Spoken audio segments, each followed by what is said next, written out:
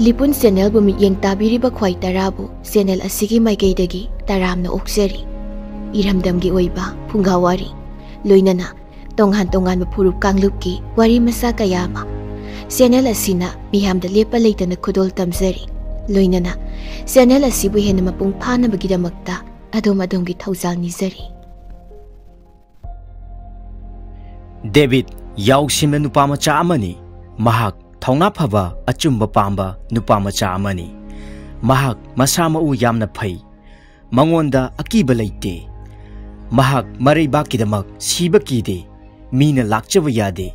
David ki mayamba ani lei mahakna mayamba bu kina luna ningi makhoi anidi ningthau Saul gi lanmi oirami nongmadi David na mayamba singi chana thaknaba thinbal chalami mahak ki mayamba sing adu lanphamda leirami ningthau Saul gi lanmi ga Philistine singa soknabagi thorang togduna mayoknana leirami. Philistine gi lanmi marakta Goliath kauba lanmi ama yaurami mahak wang chawi amasung yamna tamthi aduna mahakbu hingchaba haina kaunarami. Mahakna Philistine gi lanmi singi mamangda tholaktuna lan singnarami mahakna asumna laurami he ningthau Saul mathongna phaba mi kana leibage mi ama thadorau aigi lamba piyu aigi chang yengnage mabu aina hatpa ngamlabadi nakhoi aikhoi gi minai oigadabani. Goliath na ngangduna laurakpada ningthau Saul gi lanmi singadu kibana masa thak niklammi. Goliath ka lamba pabinaba mi amatta yauramde hingchaba asiga mayoknanabagi thongna makhoida leiramde. Lanmi singna kibadu ubada David yamna nungairamde numit adu mahakna Goliath pu ahanbu ubani. David na mahaki leibaki lai oina leiriba ningthaugi lanmi bu ikaiba pibadu yamna nungaijaramde madu achumba natte haina mana khanki mahak khangba ngamlamde.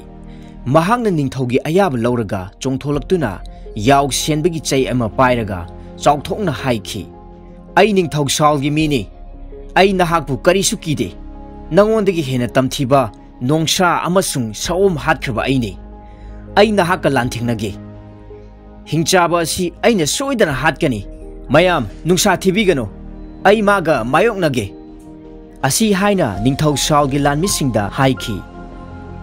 David ki thongna phaba ubada miyam pumnamak ngaknakhi mayamna launarki mai pakcharo haina nahakna aikhoigi imaini hingchaba halamu.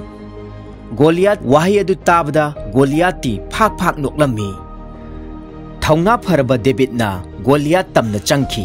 David na changlakpa ubada karino angang nangna pairibadu chai ama pairibadu nang aibu hui oina ubra asi haina Goliath na karimnarakhi.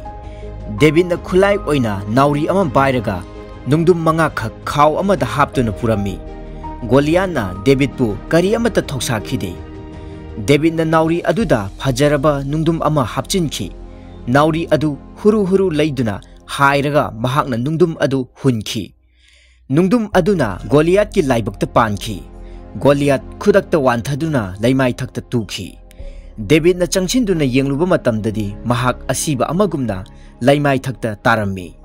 David na Goliath ki thang satoklaga magi mangak adu kapki asumna David na Goliath pu hatkhi. David na hingchabi mathakta kakhatuna lauraklami hingchaba sire madu tabada Philistine sing kaiduna chenakhre aduga ningthau Saul gi lanmi singna David ki manakta chensinaraklami makhoina asumna laurami David na mai pakle ningthau Saul na peladuna David pu mahaki lanmi gi luchingba haplammi. Thongna phaba achumba thajaba amadi loksing leibana punsida mai paki kidana isada thajaba thamlaga thabak tawgadabani asumna David na punsida mai pakpa ngamki.